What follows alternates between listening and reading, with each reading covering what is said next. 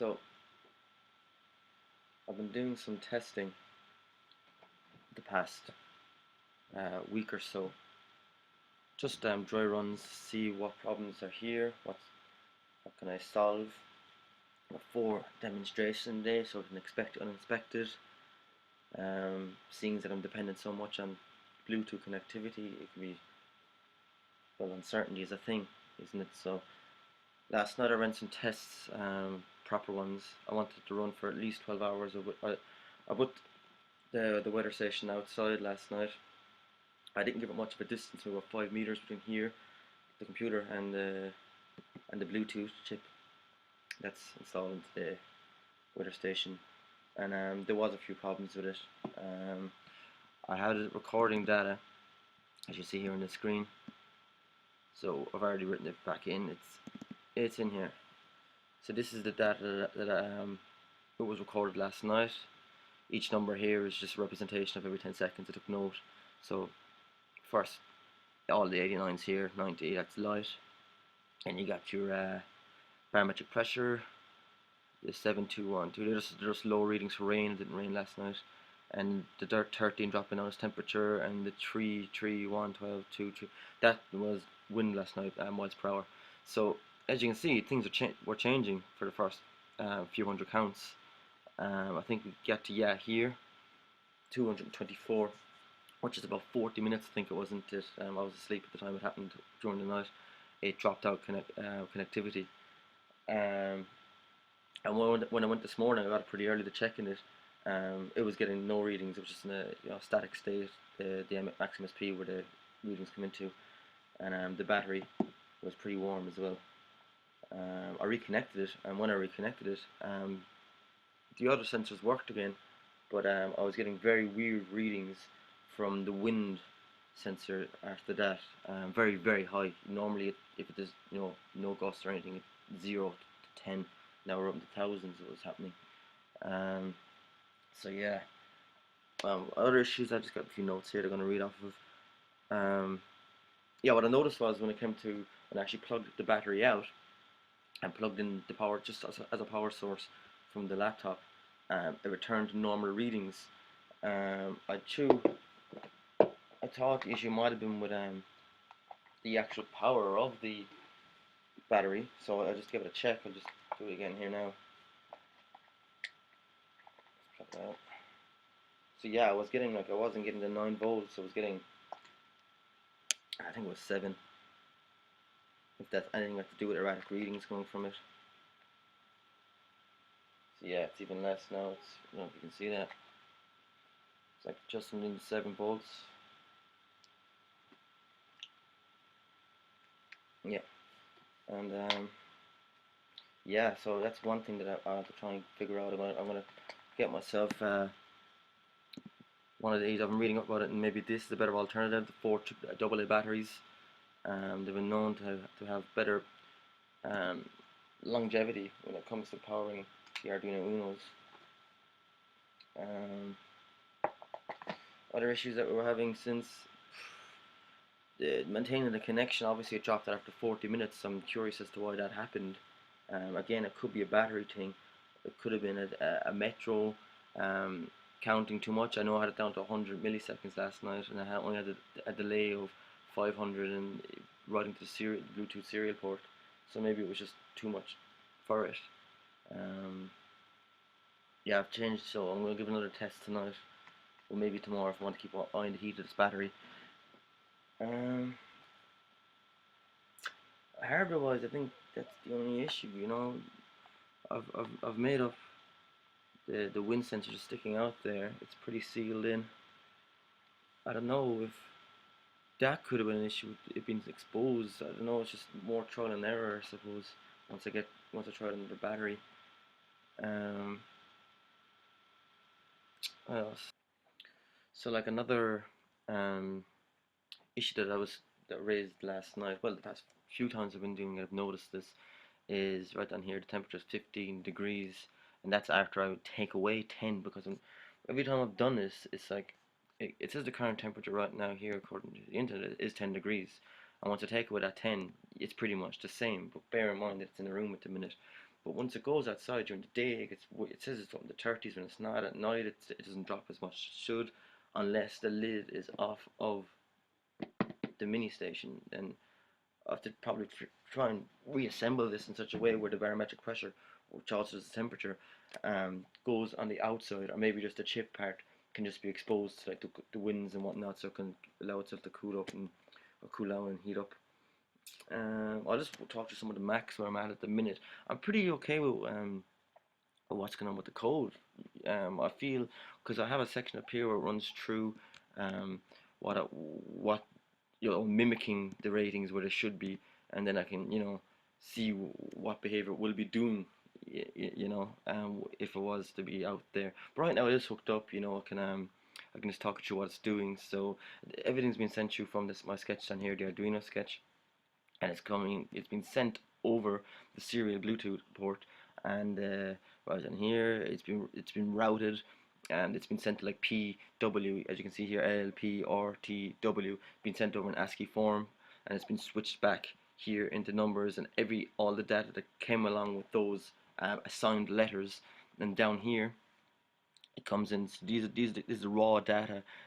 This will be a 0 to 1023, but I have it scaled in the Arduino sketch to be 0 to 100. So that's why it's at such low figures, and it'll probably go up to what the hundreds if I cover it, which I tried to do there, but I couldn't get at. Yeah, that's about 1024 pascals. The rain, it's not raining at the minute, obviously indoors, so it's pretty low. It's like in 16 degrees. It's saying it's in that here, bearing in mind it's taking with 10 degrees that I'm accounting for it to be inside the unit. And then we have the wind coming in, which is 0 at the second. But if I just want, yeah, it goes up to 11-ish. Only a light breeze there. Bear in mind that the readings are very low because I have it currently plugged in via the USB port. If I had it plugged in with the battery, I'm getting crazy readings high. In fact, I can just change this here now because the readings are normal again. Okay, and then it'll come down here to get scaled into an intensity rating from 1 to 10. So if the higher the pressure, the closer it would be to 10. The higher the rain, the closer it would be to 10. The higher the temperature, the closer it would be to 10. These are intensity ratings, which will be different to the good or the bad versus good ratings that I also have in here, which determine what scale to play in the composition. So the intensity ratings are the ones that get sent off the processing via OSC, and yeah, they do what they're supposed to do when it comes in terms of me testing out with it here, with the presets, let's say, I suppose. Also, everything, as I mentioned earlier, I have a scale going on. There's an ongoing composition, so it's either going to be pentatonic, chromatic, or diatonic, and this is determined by here averaging the data. So it takes in these the intensity rating is 1 to 10, but obviously if the pressure is really high at 10, the temperature is really high at 10, so it's really warm, so that's a good thing, right? But if the rain was really high at 10, that's a bad thing because it's really rainy. So it's kind of have to invert some of them, as you see here. So 1 is good and 1 is bad, sorry, and 10 is good. So everything comes this way, and they all come in and they're all added together and averaged to give you a 7. So at the minute it's good inside this room, apparently, because it's 8 of the 10, so that's pretty good, which is why it's playing in pentatonic scale. Now I won't go into details of why pentatonic is good and chromatic is not good. It's all in the consonance and dissonance, which I'll go into detail at a different point. So I'm just going to play a little bit of it. This is it playing by itself.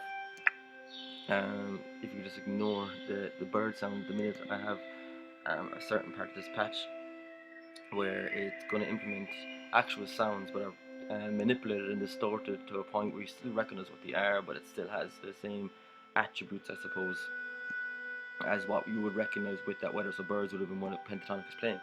But as you can hear, it is playing in pentatonic at the minute. This is because, as I said, it's bright in here. There's no wind, there's no rain. If it was blowing, the wind would come into play. So it's like, you can see up there. This actually takes an average every 20 seconds, the wind.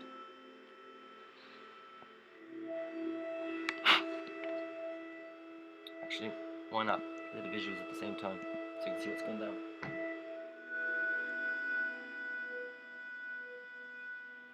So this is what as you see right now.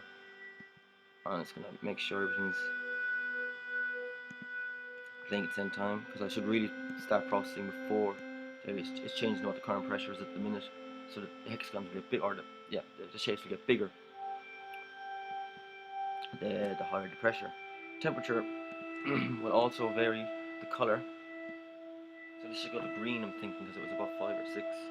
Yeah. So if I was to block this out, so the more light, the less of those opaque circles. How to cover these in the come. It's very hard to do because it's pretty wet here at the minute. But yeah, you get the point. And you can see actually, because I covered it so much, it's actually brought it down to a diatonic scale. You can hear that. So it's a bit more, not pleasing to the ear. Because on average, the weather has become a little less unpleasant, or a little more unpleasant, shall I say. I'm just going to show the rain. I don't have any water handy, so yes.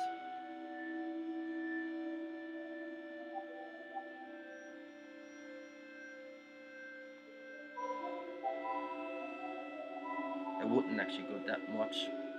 It's just wet a lot of it there on my tongue. It actually reacts pretty well when there's splattered water on it and stuff.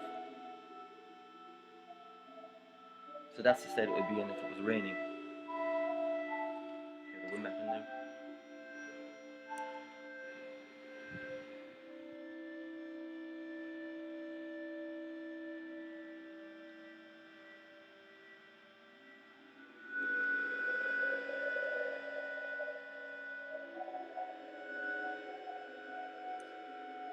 This obviously ought to be refined a good bit, but you can get the images of what it should be doing if I can get the hardware to correctly give me accurate readings and maintain connectivity with the Bluetooth.